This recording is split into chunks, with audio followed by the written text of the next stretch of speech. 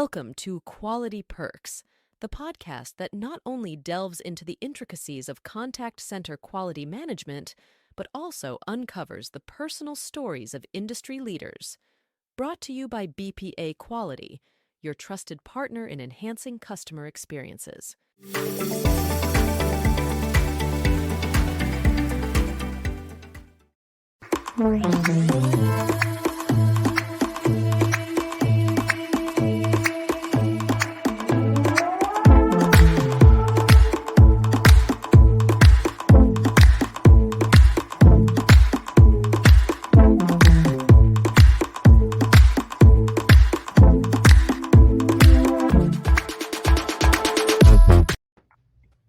Good morning, and welcome to Quality Perks.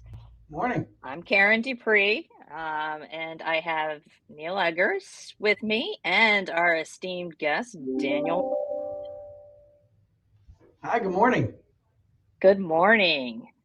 So we are going to be talking about, is the art of conversation dead? But first, the most important part is let's talk about our coffee. So, who's going first? Me? Neil, All right. go ahead. So today I've got Stumptown Coffee Roasters from Oregon, Portland, Oregon. It's very good. Enjoying it.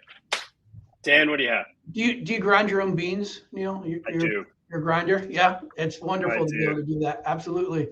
Well, the great thing about getting a job back in an office setting is the free coffee. So I have to tell you that I am drinking Rich Coast coffee from Central Pennsylvania, delicious Americana blend, and I love it. I can't get enough. I'm so happy I found a place to work that has such great coffee. Now, those who follow the show know that I drink a tremendous amount of coffee, but I've been trying to cut back after fans were worried about my health. How many pots are being made around your office during a day? You told us earlier. I don't know the total number of pots made, but I make between 5 and 6 pots a day. But where I'm at now, lots of HVAC and plumbing technicians, so the coffee has to constantly be flowing. Yes, a lot of coffee being made here. Not all being consumed by you, so that's you're getting other folks drinking as well. I'm an 8 cup a day kind of guy. Yes, see, yeah. Finally 8 cups. Wow, I wouldn't be able to sleep. Oh, absolutely, I sleep just fine. Well, you're in the cold now, Dan, so you're going to need coffee to keep you warm. Absolutely. Yep. Well, I'm drinking a delicious type of coffee. It is Doppio's. It's called San Pacho Honey. You can find this in Corolla, North Carolina. I picked it up on vacation this year, and I am just loving it. Smooth, and I can taste that little bit of honey with it as well. But it's funny because I was talking to my daughter who's in college yesterday, and I was asking her, hey, I'm doing this live event tomorrow, and the topic is the art of conversation dead? And I said, what mug should I use? And she's like, absolutely, you've got to use the Oscar the Grouch mug. So that's what I have, is Oscar the Grouch. It says Scram as well. So I always say, again, about conversations, customer service, customer experience. I'm a Karen, but not that type of Karen. So between the three of us and the thousands watching around the globe, our customer experience experts that we are, I guess our job is to figure out how to not make contact center agents like Oscar the Grouch, right? So that's and a good way to do that is through the art of conversation. But Dan, when we had our conversations about you joining us today, we talked a lot about that. How in your career you've come across different ways of agents handling calls, and how quality monitoring and training initiatives can go along helping that art of conversation, but it's still a struggle. So open the floor up to you to kind of give us a little bit of history as to why this is a passionate point in customer service for you. Absolutely. I mean, at the end of the day, customer service should always be, and we'll start here and end here, I think today, on a human to human basis, right? So we've seen a lot of AI generated conversations. We see chatbots, but ultimately, human to human connection has been so important in the customer service industry. And I think sometimes we've gotten away from that. My goodness, think back a few years. During the pandemic, we were yearning for human connection, weren't we? We were being told, call your grandmother, call your mom, check on your neighbors. Everything was about just having conversation. And just quickly, over a 3-year period, it does seem like Oscar the Grouch, or we're getting close to Christmas time, aren't we? The Grinch is taking over the customer service world, and I wonder why that is. We can talk through quality, we can talk through how we have conversations, but the reality is our world is changing, and we need to be able to up our game, if you will, with conversation to be able to keep with what the current trends are, Neil. Right. So so yeah, I mean, AI is here, right? The chatbots are here. It's a very effective way of handling certain types of interactions, your tier 1 and, maybe some tier 2 interactions. So, those basic kind of, I want to pay my bill. Where's the address? How much do I owe? Those types of conversations. But when you get into some more higher level discussions, at least for now, right, we've still got that human to human interaction. I personally think that it's only a matter of time before AI takes over that as well, or calls are segmented into a much more linear path, so that a lot more calls could be taken by AI. But how do you go about? I mean, not only where you are now at HB Solutions, but in your previous life, how do you go about conveying the importance of that human to human interaction? Well, you certainly have to start with having call center agents bought into your company mission, right? So if they're not bought into the work that you're doing and they feel good about the work that they're doing every day, chances are it's not going to reflect in a positive conversation with your customers. So for me in previous roles, and certainly even here, it's about helping to understand what the conversation should be about that creates the best customer experience. That's why it's important that quality assurance, customer surveying, customer feedback plays such a huge role in how we develop agents and being able to celebrate those things. So, it's more to me than just metrics. You did great on this phone call. Here's your score. But how those metrics play into the customer experience. And if we help agents realize that the work they're doing can really impact how the company performs and how a customer thinks about your product or your service, that's huge in our industry. Yeah, I read an article earlier this week about, from a customer experience perspective, about the need to get away from, Net Promoter and tools like that are important. They play a role, but they can't be the only guiding focus in managing your customer experience from the customer's perspective, right? So it's interesting that you touched on that. Human to human interaction needs to, be about making life easier for the customer, but also impacting the company's bottom line, right? So how's my customer experience strategy making money, saving money, and making it easier for my customers to enjoy my product or services? And that, to your point, making sure that agents are really bought into that holistic approach to that it's not it seems to come up often on these podcasts, and at least for me anyway, it's that 1,000 call stare, right? Like, okay, I come in to take the call, I call. And it may impact their ability to make that human to human connection. So it's interesting that you bring that up.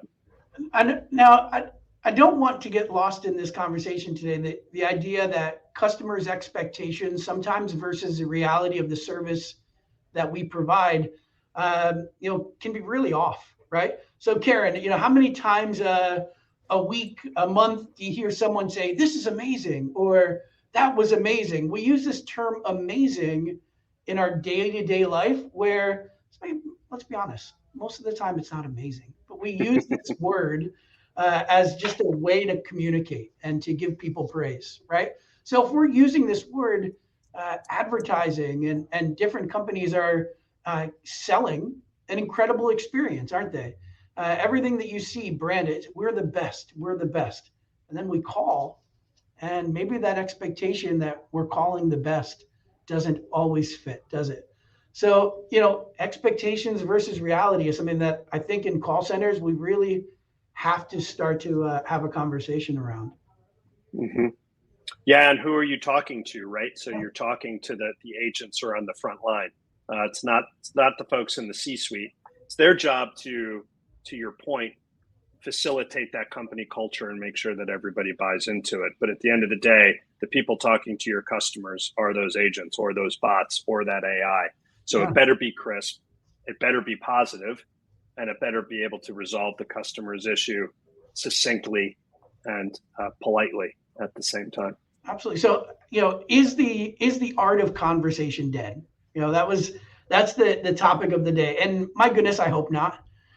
We as professionals in the quality and customer service space really do have an opportunity for the next generation of our workforce to teach them ways to have great conversations.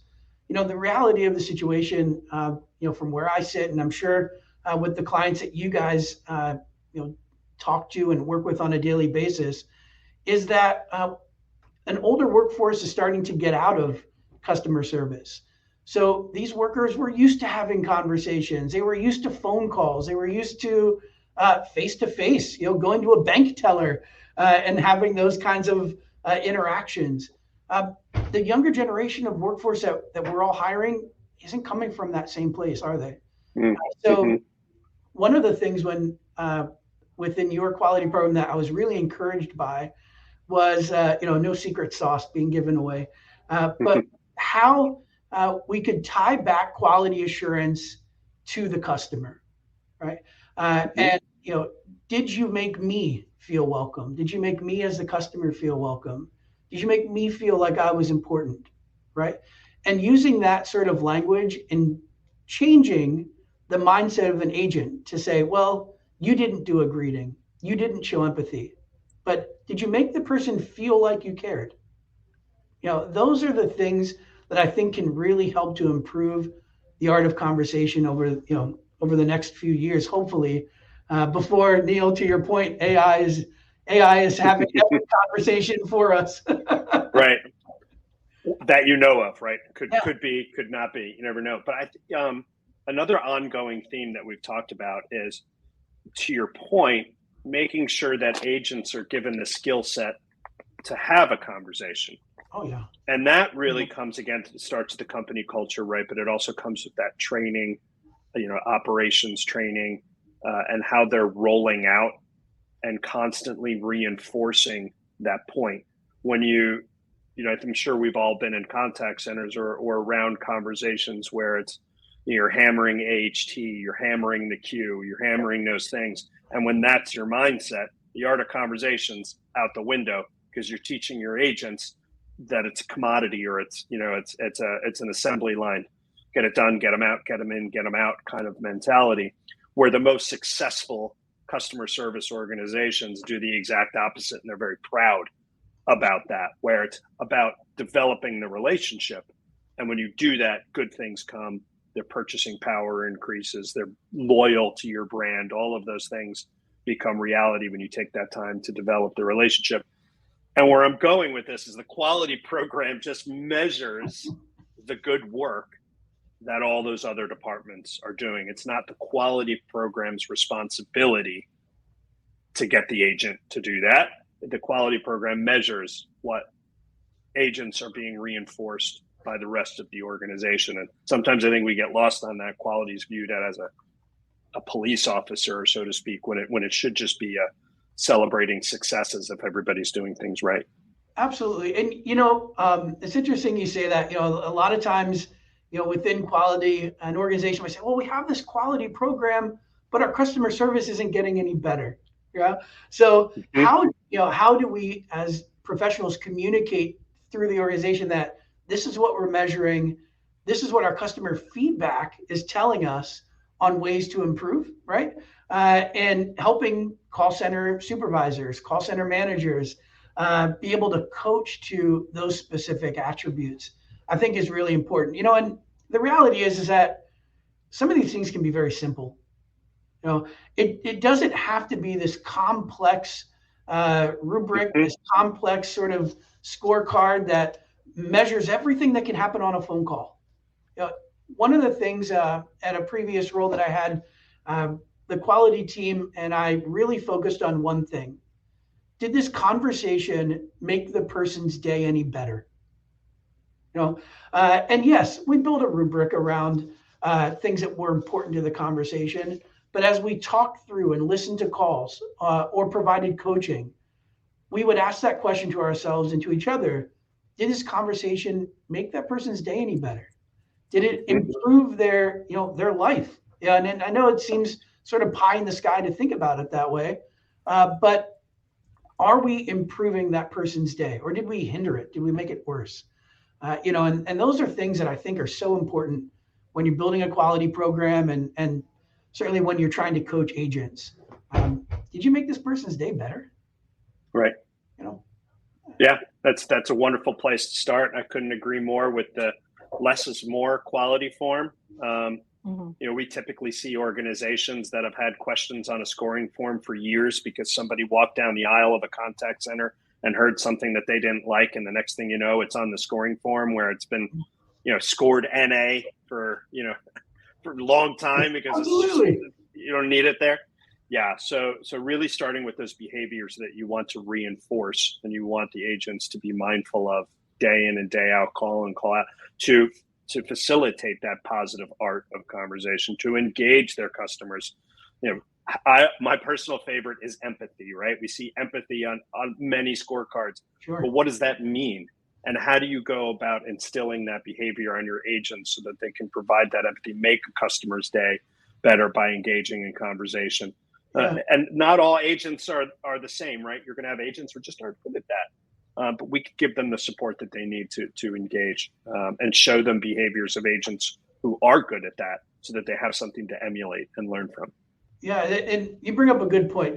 Conversation is more than just the words that we say, right? How many contact center agents have you personally coached or we've talked to where they say, well, I showed empathy. I said I was sorry. Right. I said, oh, that sounds like a bad decision, or so they would say things, and the words that they use are words that we have trained them to use to show empathy. But the art of conversation is more than just the words. It's how we say the words. It's the feeling behind those words as well. And come on, let's face it, like most contact centers aren't paying people to be psychologists, right? They're not paying them necessarily people who have a ton of emotional intelligence and empathy training. So it's our job to teach that training and to teach how to show emotional intelligence, in a phone call. A lot of times what I would do in different training sessions or in calibration sessions is ask the people participating to close their eyes. Because to the customer, it's just a voice. So yeah, we can see the screens. We can see the things that are happening on the call as we're scoring, but just close your eyes and hear it. And what you hear is what the customer hears. And remove that veil, if you will. It's really incredible to see people go, you know what? That is different. Yeah, it was more than just the words. Yeah. There's only two things that are consistent. It's the customer's ability to articulate why they're calling. Yeah. And the agent's ability to understand what the customer said. And if you're not listening, maybe our next conversation it should be, is the art of listening dead? If you're not listening, right, and you're feverishly going through all of your screens, you can't, the train's already off the tracks immediately because the agent thinks he or she knows why the customer is calling, and they're going towards, a resolution as opposed to engaging in conversation and as you said, making that customer's day better. There's that next QA buzz phrase, right? Active listening. Does the agent have active? What does that mean to someone? What does that mean to the customer? So yeah, is the art of listening dead? I think that's a great segue to another conversation, Neil. Yeah, for Absolutely. sure. Well, Daniel, thank you for your time today. I think I always learn a lot when I talk to you, and I appreciate that. So thank you for being with us today. Absolutely. And we'll get you on board for another conversation about the art of listening. Human to human, human that's to right. human. Absolutely. Share some more stories. Humans, we should have conversation. Right. One thing I wanted to add too is it's not just about between the agent and the customer, but it's internally as well. So having those conversations with your agents and managers and just your coworkers, then will bleed over into how they're communicating with your customers as well. So, it's very important to make sure that you're having those open dialogue conversations, you're utilizing that conversation and segue to the listening as well, to really understand what's going on with your coworkers. And I tell you, it bleeds over. Just even, you see posts on social media and anywhere, even on LinkedIn, it's like, smile at somebody, just that act of smiling, then it follows on. And so, the conversation, have a great conversation with someone, that conversation, then they will have a good conversation with the next person. So absolutely. And celebrate. Yeah. We got to celebrate. When people do a great job, let's celebrate it. You did a great job, Daniel. I love it.